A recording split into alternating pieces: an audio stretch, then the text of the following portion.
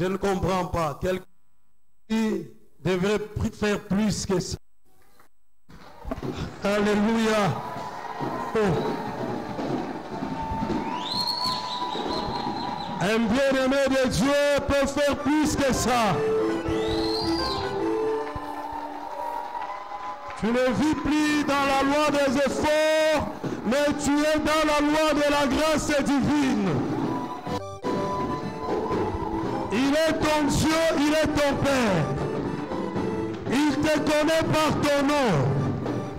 Il dit, je t'appelle par ton nom. Il fait cas de toi. Il ne t'oublie pas lorsque les autres t'oublient. C'est lui le consolateur de ton âme. Le puissant de Jacob. Alléluia. Nous prenons, nous sommes debout, nous allons lire des textes.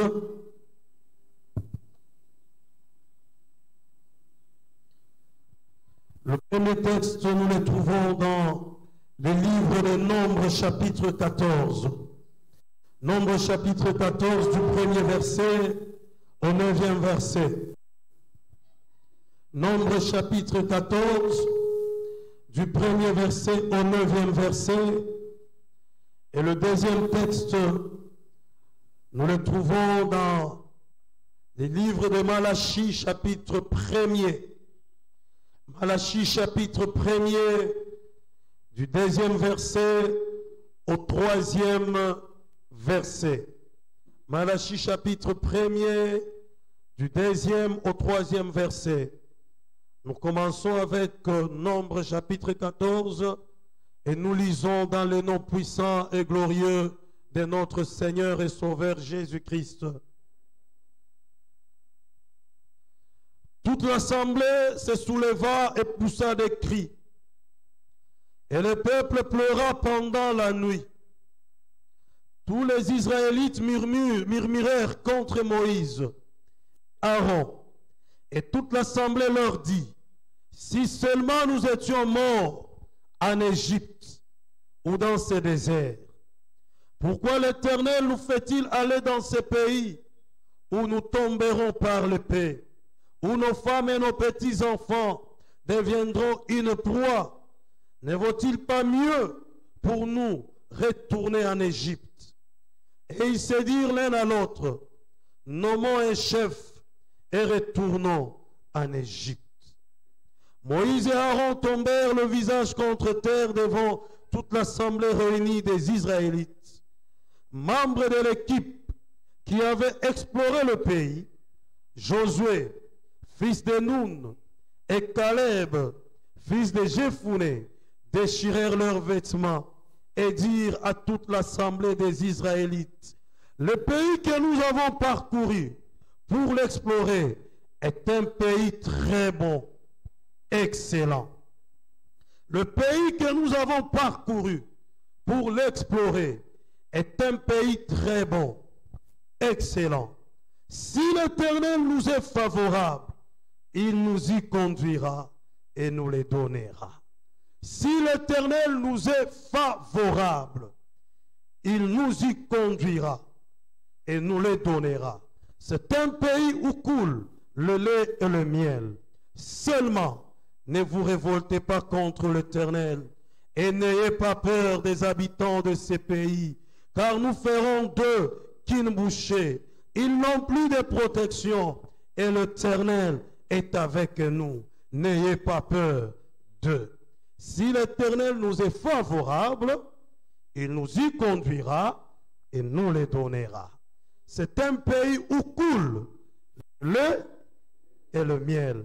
Seulement, ne vous révoltez pas contre l'Éternel et n'ayez pas peur des habitants de ces pays. Car nous ferons d'eux qu'une bouchée. Ils n'ont plus de protection. Et l'Éternel est avec nous. N'ayez pas Malachie. Malachie chapitre 1, versets 2 à 3. Je vous ai aimé, dit l'Éternel, Et vous dites, en quoi nous as-tu aimés? Ésaïe n'est-il pas le frère de Jacob? Déclare l'Éternel. Cependant, j'ai aimé Jacob et j'ai détesté Ésaïe. J'ai aimé Jacob et j'ai détesté Ésaïe. J'ai livré ces montagnes à la dévastation, son héritage au chacal du désert. Parole de l'Éternel. Nous pouvons reprendre nos places. Père éternel, nous te disons merci pour ces moments merveilleux que tu nous accordes pour t'écouter, toi nous parler. Nous te recommandons ces instants pour que le Saint-Esprit en soit le seul maître. Simple instrument devant toi, utilise-moi pour ta seule gloire. Et fais que la parole de ce matin soit une parole qui va ranimer notre foi. Soit cette parole qui redonnera la guérison à ceux qui est malade. Soit cette parole qui va relever tous ceux-là qui sont tombés. Règne dans le nom de Jésus-Christ. Amen. Amen. Lorsque Dieu vous est favorable, lorsque Dieu vous est favorable, tel est le sous-thème que nous allons utiliser ce matin. Lorsque Dieu vous est favorable. En lingala, on a dit Soki Nzambe asepelinayo. Amen, amen. Avant toute chose, je dis merci à Dieu qui nous a fait grâce pour que ce matin nous puissions encore nous tenir devant vous afin d'annoncer les oracles de sa part. Que son nom soit glorifié. Nous disons merci aussi à papa et maman pour la confiance qu'ils renouvellent en nous cédant cette chair. Et toi qui es là ce matin, laisse que Dieu te bénisse. Parce que tu es venu à la rencontre de ton roi, à la rencontre de ton Père, à la rencontre de ton Dieu. Lui qui a dit que personne n'est venu auprès de lui et rentré tel qu'il est venu. Que Dieu puisse te combler et qu'il te donne ce que ton cœur désire. Lorsque Dieu vous est favorable. Bien-aimés, dans le livre d'Exode, au chapitre 3, la Bible est en train de nous relater l'histoire des enfants d'Israël en Égypte. Maltraités, malmenés, dominés par les Égyptiens. La parole déclare qu'Israël pleura. Et lorsqu'Israël était en train de pleurer, au chapitre 3 d'Exode, la Bible dit ceci. L'Éternel dit, j'ai entendu tes cris, j'ai écouté, j'ai vu ta souffrance et je me suis décidé de descendre pour te délivrer de la servitude. Ce matin, j'aimerais dire à quelqu'un, Dieu n'est pas indifférent à tes pleurs. Dieu n'est pas indifférent à ta souffrance. Dieu n'est pas indifférent à ce qui est en train de saper ta réputation. Le Dieu qui est au ciel, c'est ton Père. Il sait voir les difficultés par lesquelles tu traverses.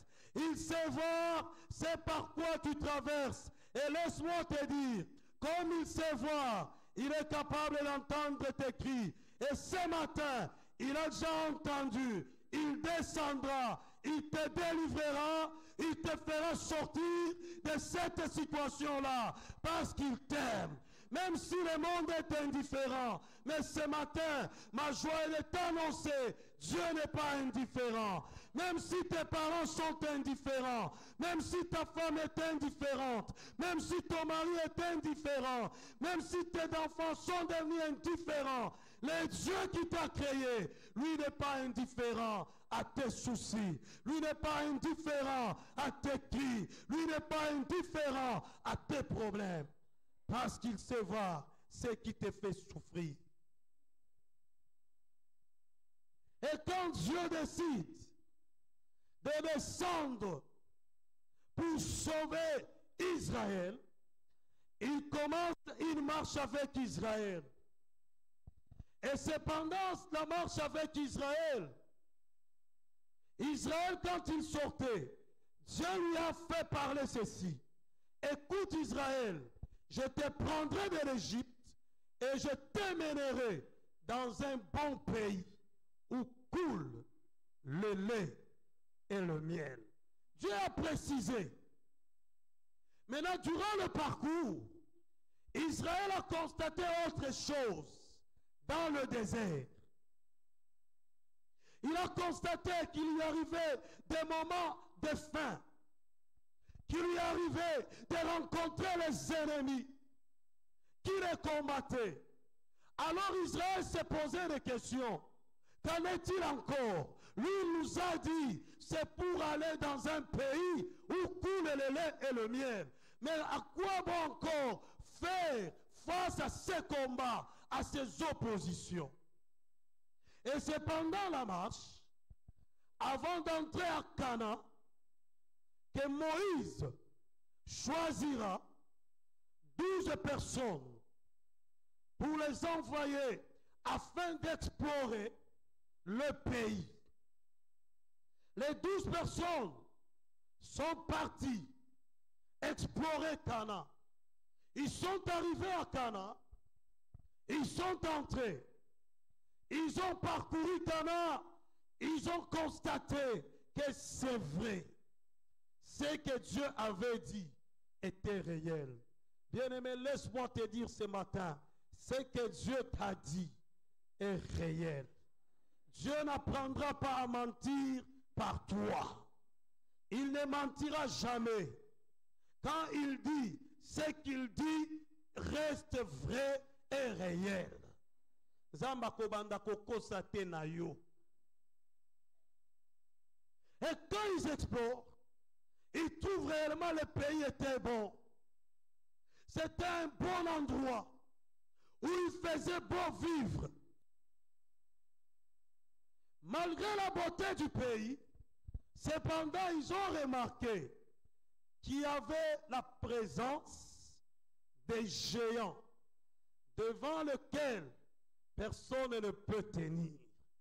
Lorsque vous vous présentez pour combattre, vous serez vaincu. Ils ont constaté ça, qu'il y avait des géants fils d'Anak. Qu'à cela ne tienne, ils ont pris quand même les fruits de ce pays-là. Ils sont rentrés à la rencontre de Moïse et d'Israël. Moïse a rassemblé tout Israël.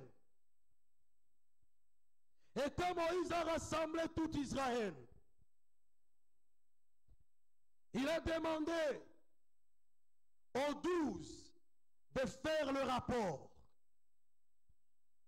Les 12 en faisant le rapport, ils ont dit à leurs frères, frères israélites, ce que Dieu nous avait dit est certainement vrai. C'est un bon pays.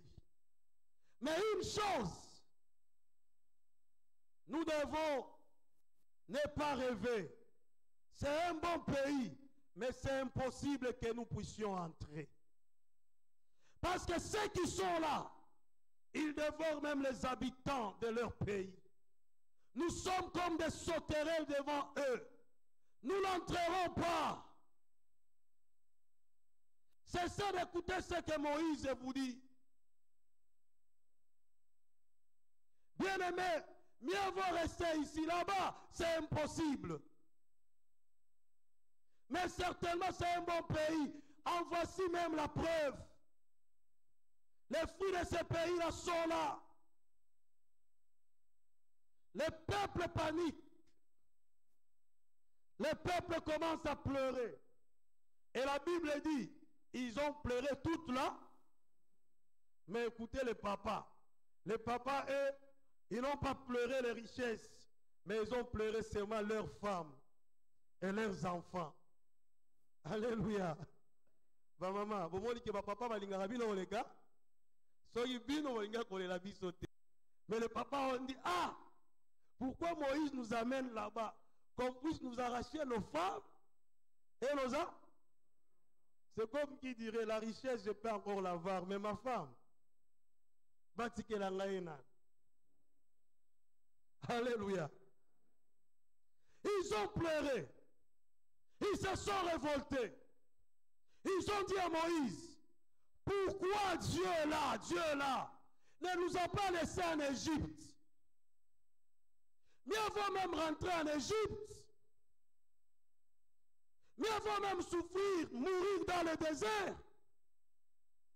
Que nous amener là-bas, on va nous faire du mal.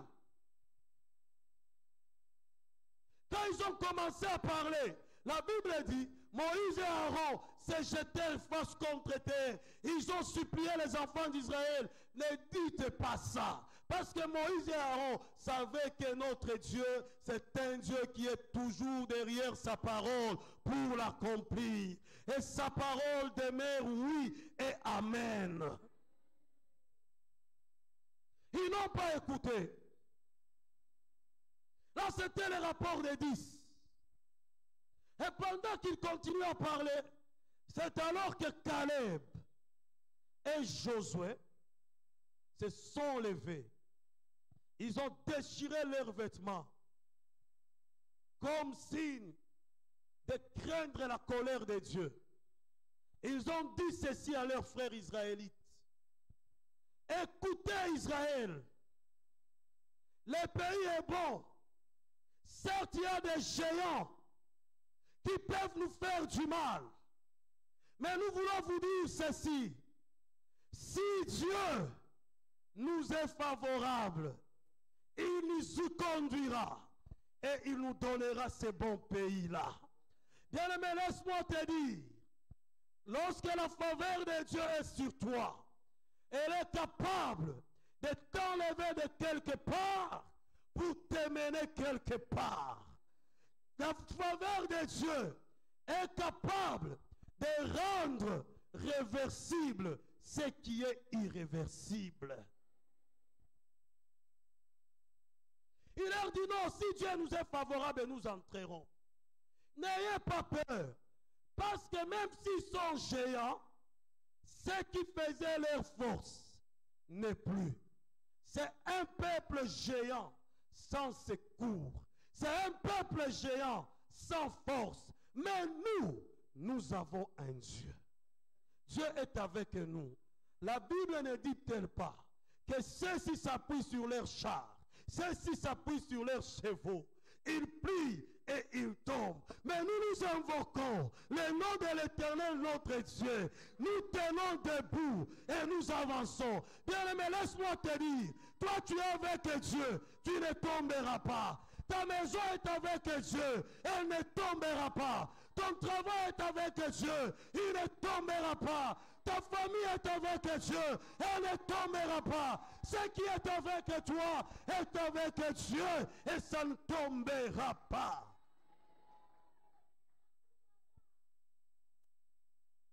Malgré ça, ils ont continué à pleurer. Bien-aimé, laisse-moi te dire, quel que soit l'obstacle qui est devant toi, laisse que Dieu demeure dans tes regards. Parce que lorsque tu perds Dieu de tes regards, ta foi va céder la place à l'incrédulité. Alléluia. Voilà pourquoi maintenant, au chapitre 14, que nous venons de lire, pendant que Caleb et Josué sont en train de leur fortifier, nous pouvons dire que le moment difficile que tu rencontreras, que le temps de pleurs par lequel tu traverses, le manque par lequel tu traverses, la stérilité par laquelle tu traverses, les complications par lesquelles tu traverses, sache que tu n'es pas seul. Tu es avec Dieu. Dans ta maladie, tu es avec Dieu. Dans ta souffrance, tu es avec Dieu. Dans les contradictions de ta vie, tu es avec Dieu. Dans tes insomnies, pendant que tout le monde n'est pas là, même la personne à qui tu as dit, souviens-toi de moi, dans tes prières, est en train de ronfler. Dieu est avec toi. Parce que parfois nous disons, souviens-toi de moi dans tes prières. Papa, il part, il dort, il ronfle. Et toi dans les insomnies, sans force de prier. Mais laisse-moi te dire, toujours dans ces moments-là, tu n'es pas seul. Il y a quelqu'un à tes côtés. Et celui qui est à tes côtés, c'est le Dieu créateur de toutes choses. Voilà pourquoi Josué et Caleb leur disent ceci. Nous avons Dieu. Tu as un Dieu. Et tout au long de ces partages, nous allons répondre à 2 questions. La première question est celle-ci.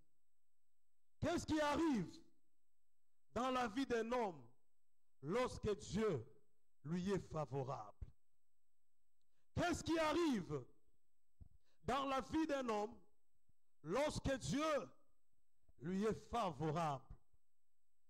Et la deuxième question, que faire lorsque ça ne marche pas selon toi et non selon Dieu? Il faut bien retenir cette nuance-là. Que faire lorsque ça ne marche pas selon toi et non selon Dieu? Rapidement, nous allons répondre à la première question. Qu'est-ce qui arrive dans la vie d'un homme lorsque Dieu lui est favorable? Je vais donner 5 choses qui arrivent. Il y en a plusieurs, mais ce matin nous allons donner 5. La première des choses qui arrive lorsque Dieu t'est favorable, il finira ce qu'il a commencé avec toi. Dieu finira, Dieu s'en chargera de terminer, de finir ce qu'il a commencé dans ta vie avec toi. Bien-aimé, depuis le jour de ta naissance, et avant même ta naissance, Dieu a prévu un certain nombre de choses qu'il réalisera avec toi. D'ailleurs, la Bible dit, avant que nous naissions, pendant que nous étions encore une masse informe, Dieu nous connaissait. Et tous les jours qui nous étaient destinés étaient inscrits dans ses mains. Alléluia. Et quand nous sommes arrivés sur cette terre des hommes, depuis les jours que nous sommes entrés dans ce monde, Dieu sait notre début et il sait aussi notre fin. Rien ne l'échappe. Bien-aimé, ce matin, j'aimerais te dire ceci. Le Dieu en qui tu as cru, c'est un Dieu qui n'arrêtera pas avec toi sans qu'il n'achève ce qu'il a commencé avec toi. Dans Genèse, chapitre 28, verset 15, la Bible dit ceci. Je suis moi-même avec toi. Je te garderai partout où tu iras, car je ne t'abandonnerai pas tant que je n'aurai pas accompli ce que je t'ai dit. Bien-aimé, il y a des choses que Dieu t'a dit. Peut-être qu'il est passé par toi-même. Il est passé par d'autres personnes. Et il a peut-être commencé déjà à exécuter cela. Et tu te demandes que ça traîne. Est-ce que ça s'accomplira? Bien aimé, même dans la construction, les architectes, quand ils construisent, ils vont te dire que nous sommes encore dans la phase des grosses œuvres. Nous sommes en train de donner la forme avant de toucher la finition. Laisse-moi te dire, tu es dans le chantier de Dieu. Et ce qui est en train d'être exécuté, ce ne sont que des grosses œuvres. Le moment de finition est en train d'arriver. Le moment de finition est en train d'arriver. Et quand le moment de finition va arriver, c'est alors que nous verrons la beauté de ce chantier-là. Il n'arrêtera pas avant qu'il ne termine. Il n'arrêtera pas. Bien-aimé, pourquoi Dieu, lorsque tu lui es favorable, il finira ce qu'il a commencé? Parce qu'il est celui qui fait la promesse et qui l'accomplit. Le Dieu en qui nous avions cru, c'est un Dieu capable de promettre et capable d'accomplir. Un humain peut te promettre, mais il peut se retrouver devant les difficultés et échouer d'accomplir ce qu'il t'a promis. Mais notre Dieu ne rencontre jamais de difficultés financières, ne rencontre jamais de difficultés sociales, ne rencontre jamais d'obstacles pour accomplir ce qu'il a promis. Et même si ça n'existe pas, il peut lui-même créer pour qu'il accomplisse ce qu'il a promis. Pourquoi, bien-aimé? Parce que le Dieu en qui tu as cru, c'est un Dieu qui n'aime pas l'inachevé. Il n'aime pas l'inachevé. C'est un Dieu des œuvres achevées. C'est nous, quand nous construisons, nous disons non, je vais entrer, je vais terminer la construction tout en étant dedans. Mais notre Dieu n'est pas comme ça. Avant que tu n'entres, il va d'abord achever. C'est un Dieu des œuvres achevées.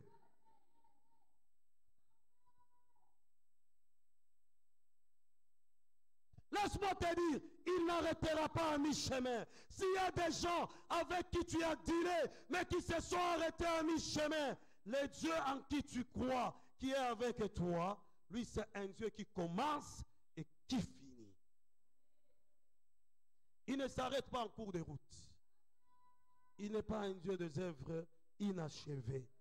Il est un Dieu des œuvres achevées. Voilà pourquoi ne cède pas au mensonge du diable. Ne cède pas à ce que tes yeux voient.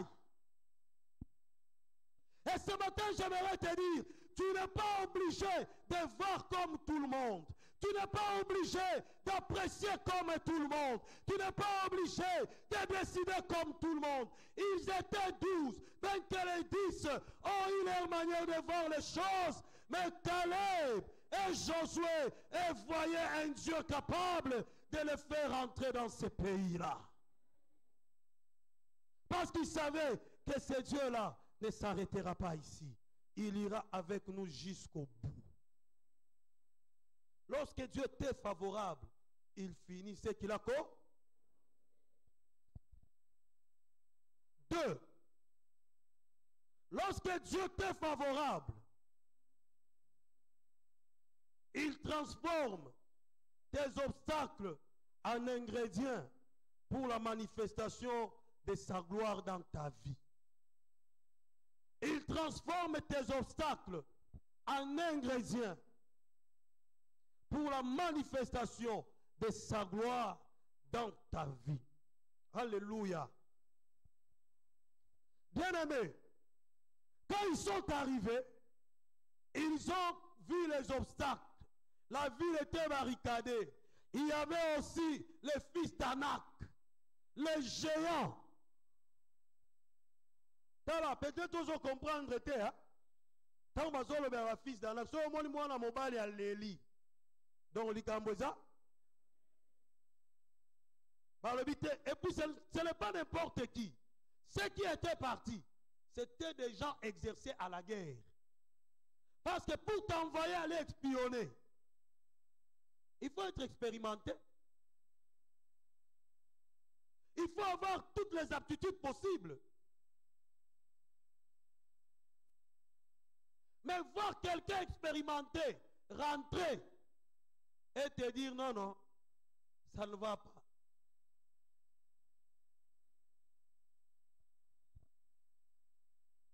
nous allons avancer, mais il y a un obstacle. Et cet obstacle-là, non pas seulement qu'il va nous renvoyer, mais c'est un obstacle qui va nous détruire.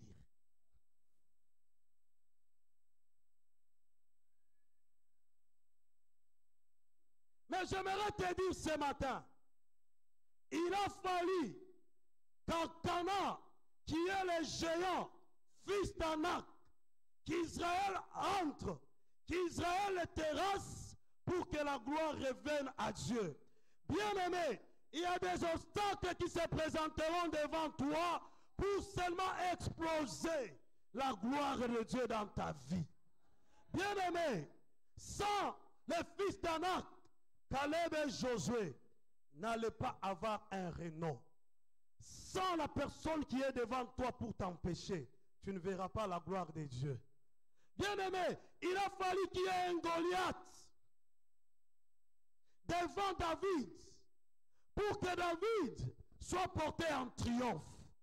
Laisse-moi te dire, les obstacles qui sont devant toi pour t'empêcher d'entrer dans ta destinée, Dieu transformera ces obstacles-là en éléments pour ton élévation. Parce que quand Dieu descendra et il agira, les gens diront, il y a un Dieu plus puissant que tout obstacle qui puisse exister.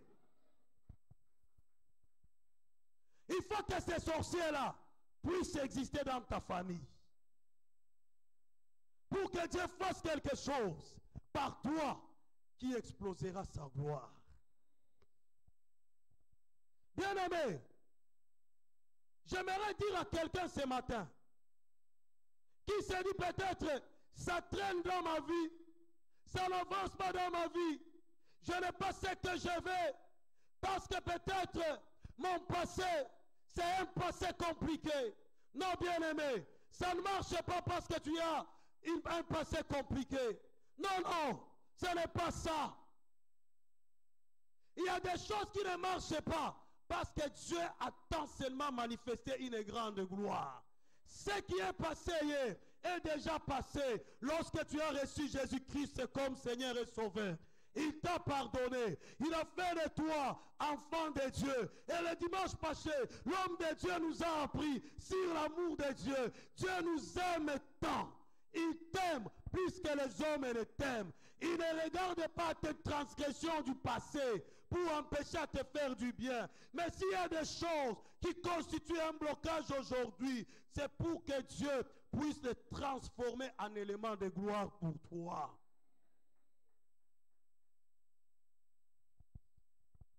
Bien-aimé, il a fallu qu'il y ait la mer rouge pour que les Égyptiens sachent que Israël a un Dieu. Puis,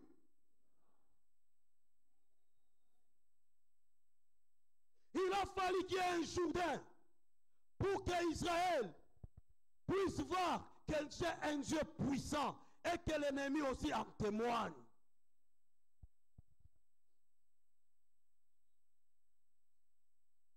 Il a fallu qu'Israël puisse avoir faim dans le désert, manquer, pleurer, pour que Dieu intervienne d'une manière glorieuse. Et c'est pendant qu'il avait faim que Dieu a fait descendre la manne, une nourriture qu'il n'avait jamais vue. Voilà pourquoi, au réveil des Israélites, quand ils ont vu la manne, c'est eux-mêmes qui ont appelé ça manne. Manu, ce qui veut dire en hébreu, qu'est-ce que c'est? Alléluia. Man veut dire que, dis à ton ami, Nzamba osale na yoba, qu'est-ce que c'est? Nzamba osala na libota na yoba, qu'est-ce que c'est? Nzamba osala na musala na yoba, qu'est-ce que c'est? Nzamba osala na libota na yoba, qu'est-ce que c'est?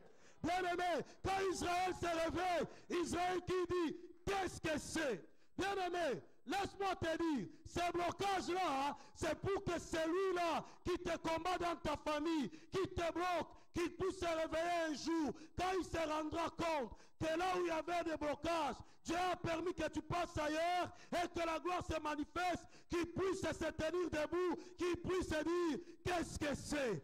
Qu'est-ce que c'est? Qu'est-ce que c'est? Laisse-moi dire, laisse que les gens qui t'humilient, qui se réveillent un jour et qu'ils disent, qu'est-ce que c'est? Dans ton travail, que les gens disent. Dans ton quartier, qu'ils disent. Ceux qui te méprisent, qu'ils disent. Dieu fera un qu'est-ce que c'est avec toi. Il fera un qu'est-ce que c'est avec tes enfants. Quand ils te verront sortir de la maternité avec des triplés, des quadruplés, ils vont retourner, ils vont se dire, qu'est-ce que c'est? Quand Dieu t'est favorable, il te fait entrer dans la vie de qui?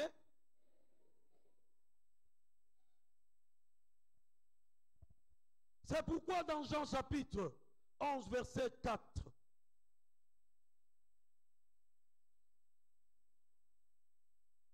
là, c'est Christ lui-même qui dit, quand on lui pose la question au sujet d'une maladie, il dit, cette maladie n'est point à la mort. Elle est là pour la gloire de Dieu, afin que le Fils de Dieu soit glorifié par elle. Bien-aimé, si Dieu t'est favorable, il te rendra le canal de la manifestation de sa gloire. C'est pourquoi ne t'occupe pas des obstacles. Au-delà des obstacles, Caleb et Josué voyaient la manifestation de la gloire de Dieu. Alléluia. 3. Si Dieu t'est favorable,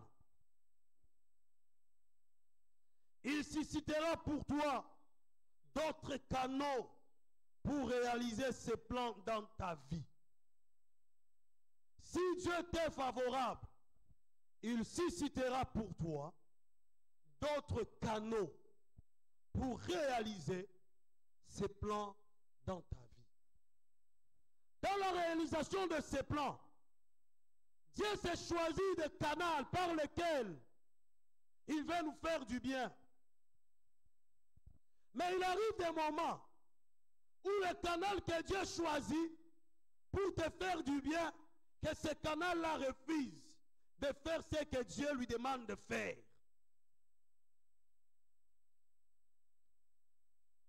Le canal par lequel tu peux être béni, c'est le même canal qui te bloque. C'est le même canal qui t'empêche de prospérer, d'aller de l'avant. J'ai aimé dans Esther chapitre 4, verset 14, la réponse de Mardochée à sa nièce Esther. Un plan de destruction du peuple de Dieu est prévu. Mardochée qui envoie le message à Esther pour qu'Esther puisse plaider auprès du roi. Mais Esther va trouver des excuses en disant, vous savez, on ne rencontre pas le roi comme on veut, même si je suis sa femme. Il faut un programme que je sois programmé. Et quand on apporte la réponse à Mardochée, Mardochée dit ceci. Écoutez bien, il dit ceci à Esther. Esther, qui sait si c'est pour des moments comme ceci que Dieu a permis que tu arrives là.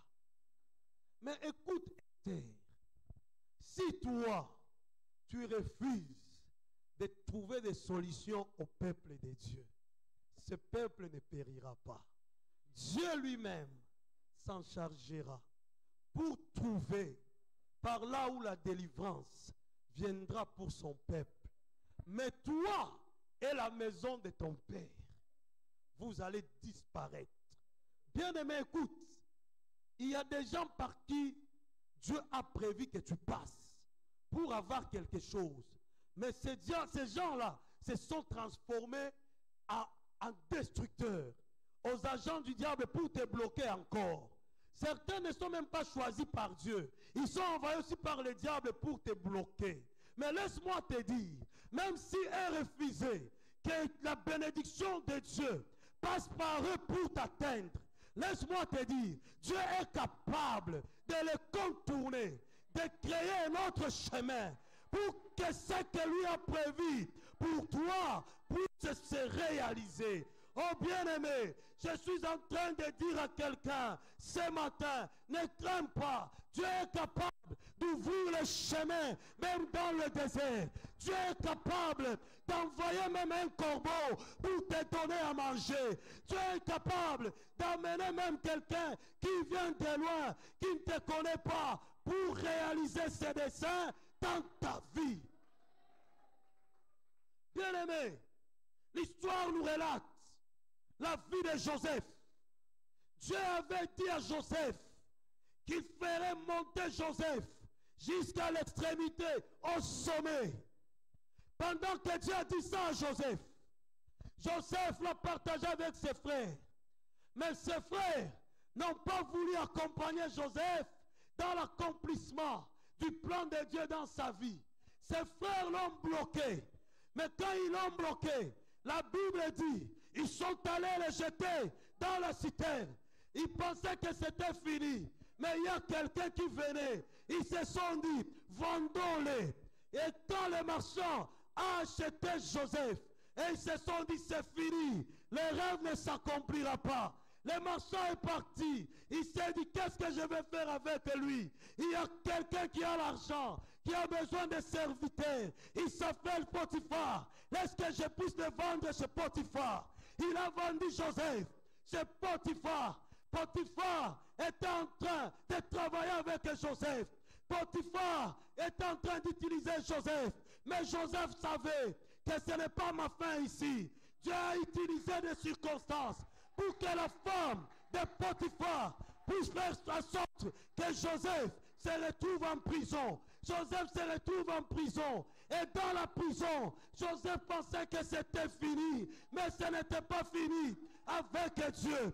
Dans la prison, la Bible déclare, un prisonnier a eu un songe. Les songes qu'il ne pouvait pas expliquer. Et Joseph était là. Joseph lui a dit, ce songe-là, c'est pour dire que tu seras libéré. Quand tu seras libéré, souviens-toi de moi.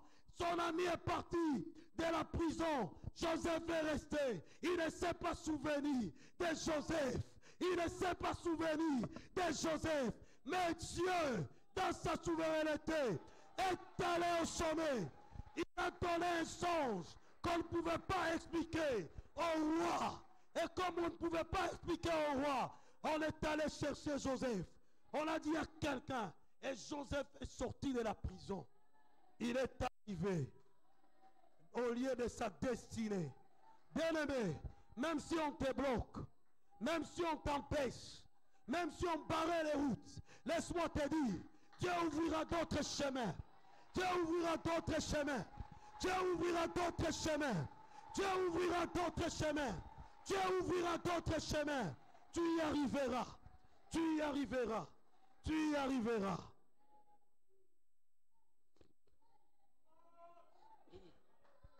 Tu y arriveras. Ces plans dans ta vie seront réels. Alléluia. Quatrième chose. Si Dieu t'est favorable, il ne te détruira pas.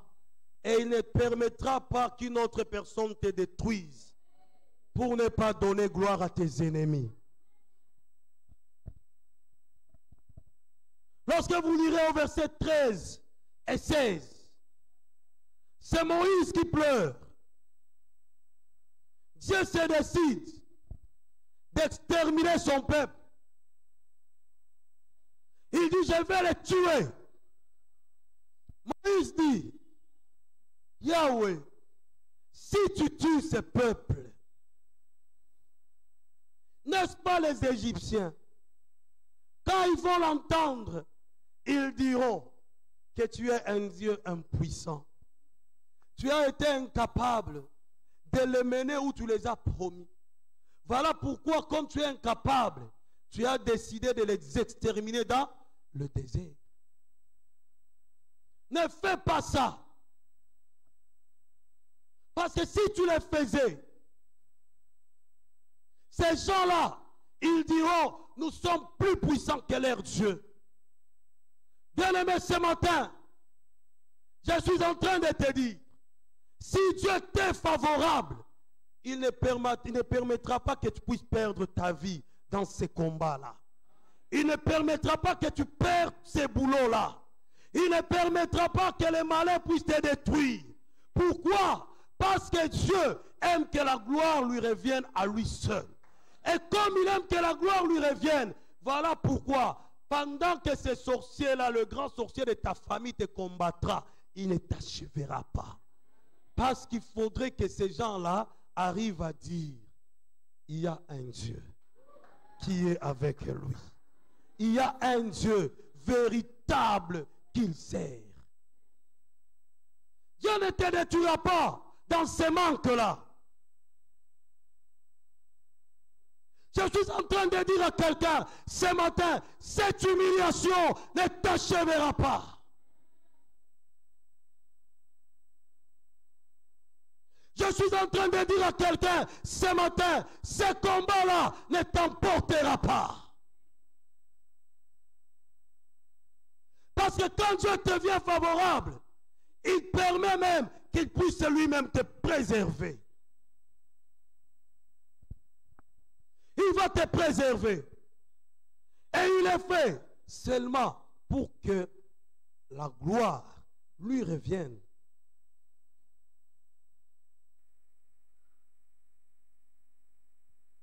Cette honte-là finira un jour.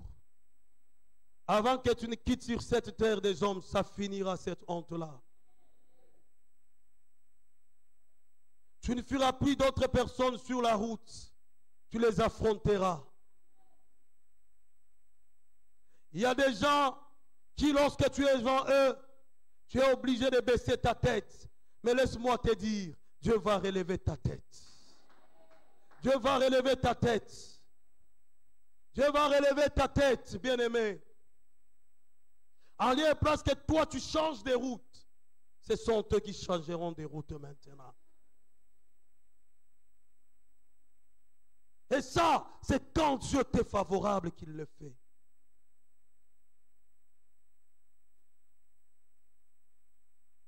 Cinq. Qu'est-ce qui arrive lorsque Dieu t'est favorable? Il te fait entrer dans un régime d'exception. Il te fait entrer dans un régime d'exception. Bien-aimé,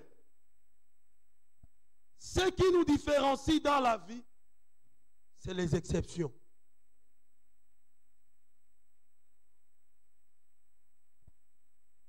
Vous savez, l'exception te fait sortir des principes établis.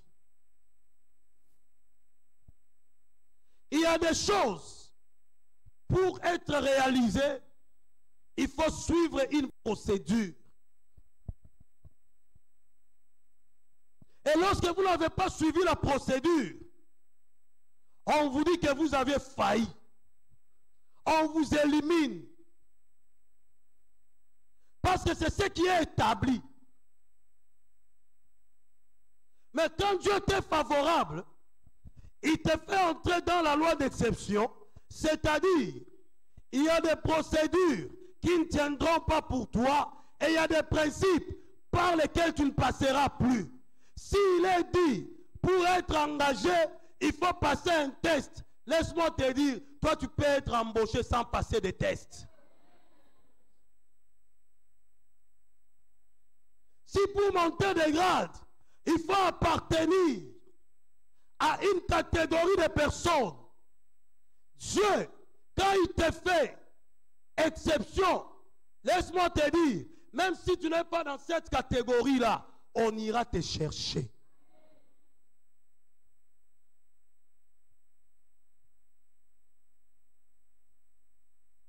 Si on dit chez vous, après 40 ans, personne ne peut plus avoir des enfants, mais toi tu as déjà 42 ans, célibataire, sans enfants, laisse-moi te dire, Dieu peut te faire entrer dans le régime d'exception.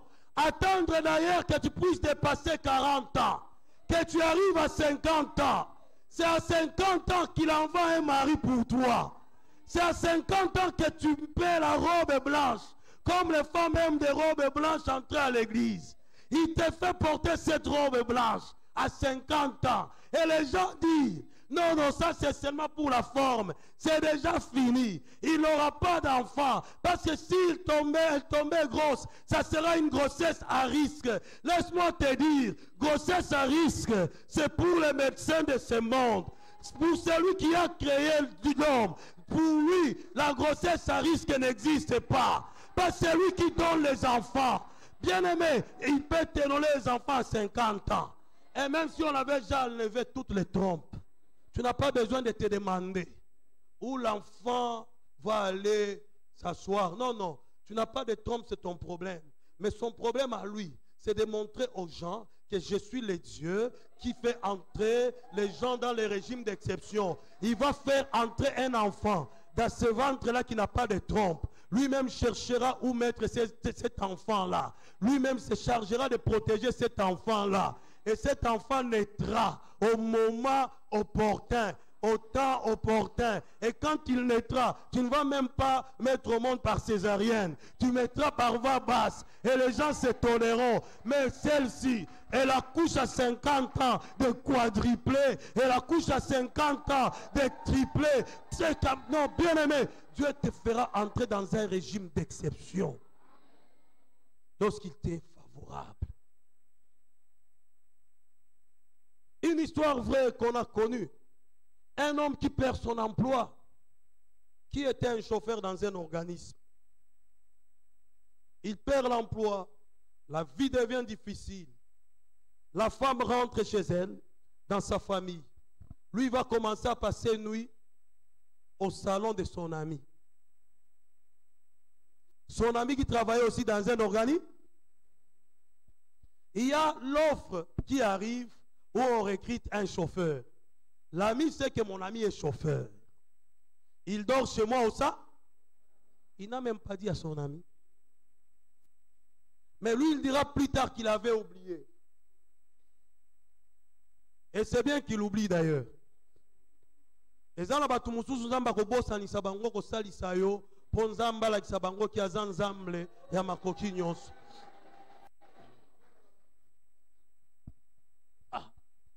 Alors il avait l'habitude de marcher avec ses dossiers. Alors quand il passe là, devant la barrière, là où son ami travaille, il y a les affiches. Il lit recrutement d'un chauffeur. Date limite du dépôt des dossiers, c'était le jour où il lisait. L'heure limite de déposer était déjà dépassée. Heure limite 12h30. Lui, c'était déjà au-delà de 13h. Il dit, pourquoi mon ami m'a fait ça? Alors, le gardien qui était là, il connaissait le monsieur qui habitait chez son ami là. Il le voyait de loin. Il s'est approché, il dit, ah, nous est boni. Voilà. Toi, tu n'as pas... Ah, je ne t'ai pas informé. Ah, comment tu n'étais pas informé? Ton ami travaille ici. Je ne sais pas. Mais tu as le dossier? Oui.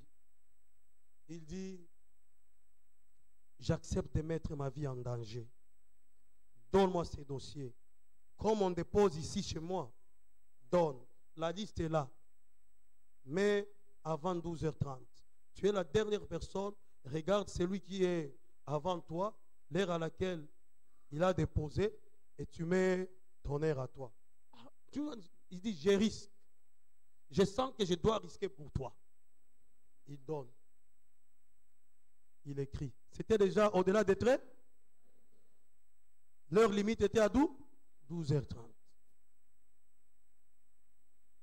Il donne. On les appelle. Test. Écrit. Il passe. Il est sélectionné pour l'interview. Interview pratique. Et quand ils vont passer à la pratique, tout le monde qui avait déposé les dossiers avant lui n'a pas été recruté. Et la personne qui est recrutée, c'est la personne qui a déposé après l'heure. Bien-aimé, si Dieu te fait entrer dans les régimes d'exception, pour toi, l'heure ne compte plus. Pour toi, le temps ne compte plus. Parce que la Bible l'appelle qu'il est le maître des temps et des circonstances. Si l'homme a fixé 12h30, mais pour lui, il a dit avec toi, il le fera avec l'heure fixée par les humains. Voilà pourquoi, si tu es avec lui, bien-aimé, tu n'es pas encore en retard. Tu n'es pas encore en retard. Ne désespère pas. Ne désespère pas. Ne désespère pas. Bien-aimé, tu n'es pas encore en retard. Sois à l'aise. Il a déposé et il a été retenu. Et il a travaillé. C'est alors que l'ami dira, j'avais où? Bien-aimé, il y a des gens que Dieu fera oublier pour que va tout à toloter. Kokangela bango kandate. Batu mususu fo ba bossa na yo. Ponzamba sala ya bonzambe na ye. Potango bakobanda bango moko koloba, baloba ngana bombela kiye. Mais oyo ala kisaka na lola, ala kisiye. Bien-aimé, Dieu est capable de te prendre du néant et faire de toi un célèbre. Alléluia. Quand tu entres dans la loi d'exception, le temps ne compte plus. Même les niveaux d'études ne comptent plus. La beauté ne compte plus. Dans le régime d'exception, même la beauté ne compte plus. La femme pourrait choisir cet homme-là que vous croyez être l'un de tous les hommes et qui n'a rien et être accepté par la plus jolie femme du monde. Mais vous les autres hommes, avec vos beautés, vous restez.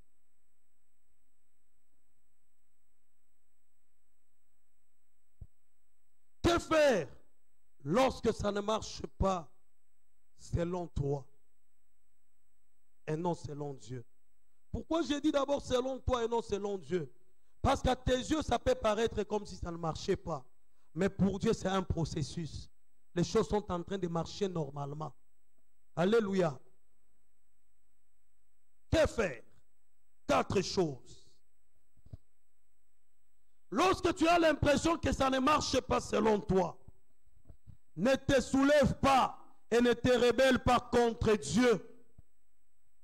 Comme nous l'avions lu au verset 1 et 9. Et au verset 22, Dieu dit, pourquoi ce peuple me provoque? Évite de provoquer Dieu. Ne dis pas, j'ai beaucoup fait pour cette église.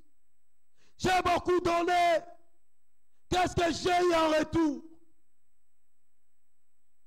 Ne dis pas, Dieu est injuste.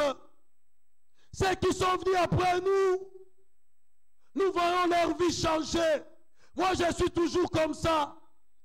Fini. Je quitte l'intercession. Je quitte ce département. Je ne vais plus donner ma vie. Non, bien-aimé.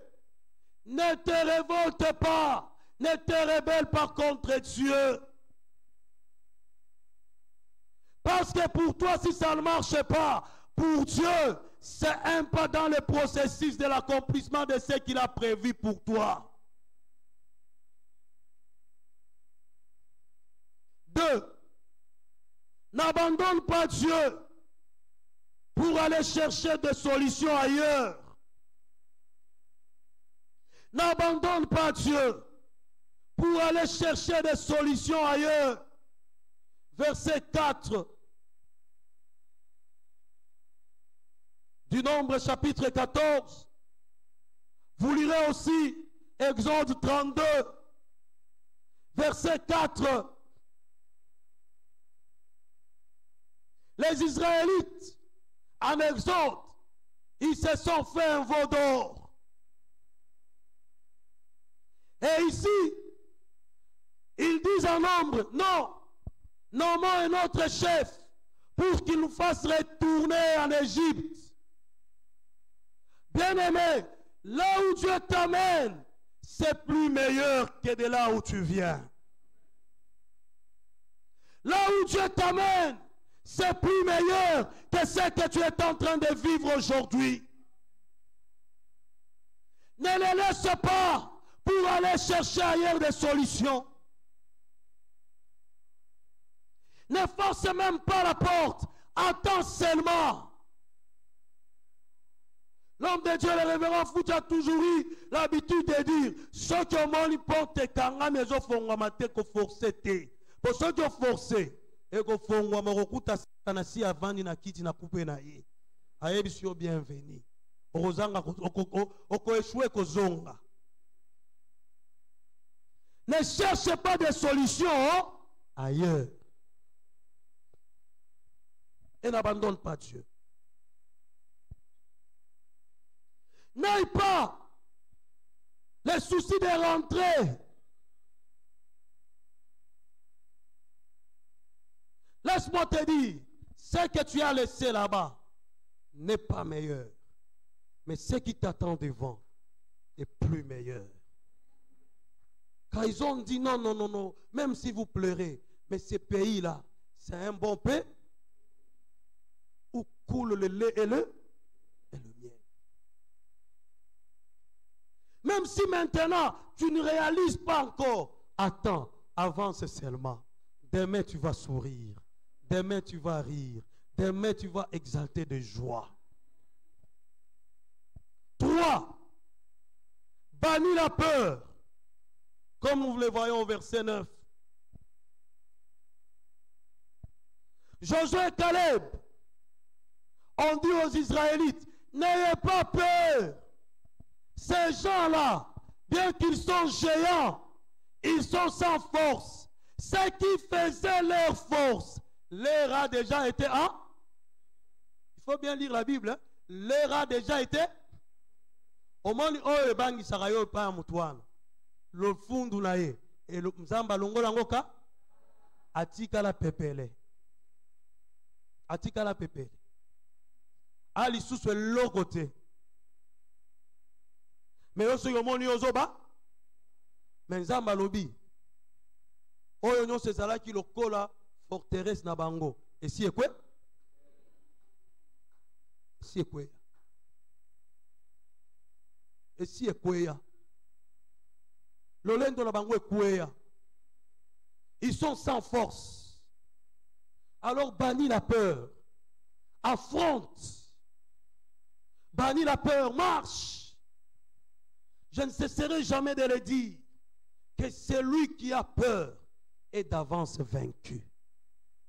Si tu ne veux pas être vaincu, bannis la peur et avance. Parce que ton ennemi n'a plus de force. Il est sans force. Et même Dieu ne dit-il pas dans la Bible que le diable rôde autour de nous comme... On dit quoi? Est-ce qu'on a dit en tant que... On l'a comparé seulement. Donc il n'est pas un lion. Ce qui te fait peur là, ce n'est que l'ombre. La réalité n'existe plus. Si tu avances seulement, tu verras que même cette ombre-là disparaîtra. N'aie pas peur. Dieu est de ton côté. 4. Tu dois croire aux multiples capacités de Dieu. Tu dois croire aux multiples capacités de Dieu. Le Dieu en qui tu as cru, c'est un Dieu qui opère de différentes manières. Pour la même chose, il peut donner des solutions de différentes manières. Alléluia. Alors toi, crois que ça n'a pas encore terminé dans ses plans. Pour ta situation là, Dieu a une carte qui va jouer. Pour toi.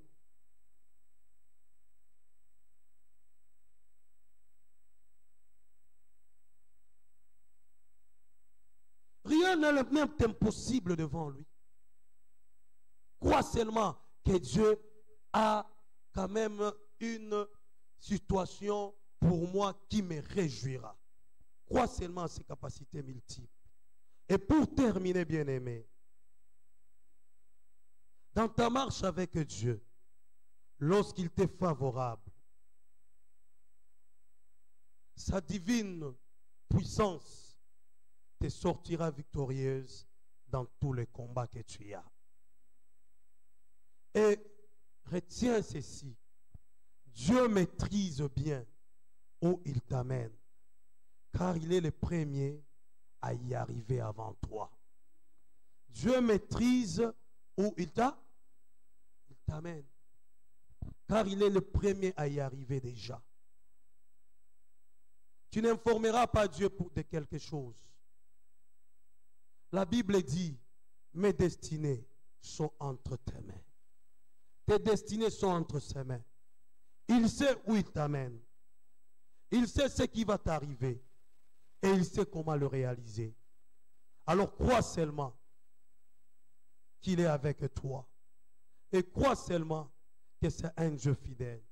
Lorsque sa faveur est sur toi, Dieu lui-même fera des choses que ton intelligence ne pourra pas te donner. Fera des choses que tes capacités ne pourront pas te donner. Fera des choses que les humains ne pourront pas te donner. Que Dieu bénisse sa parole.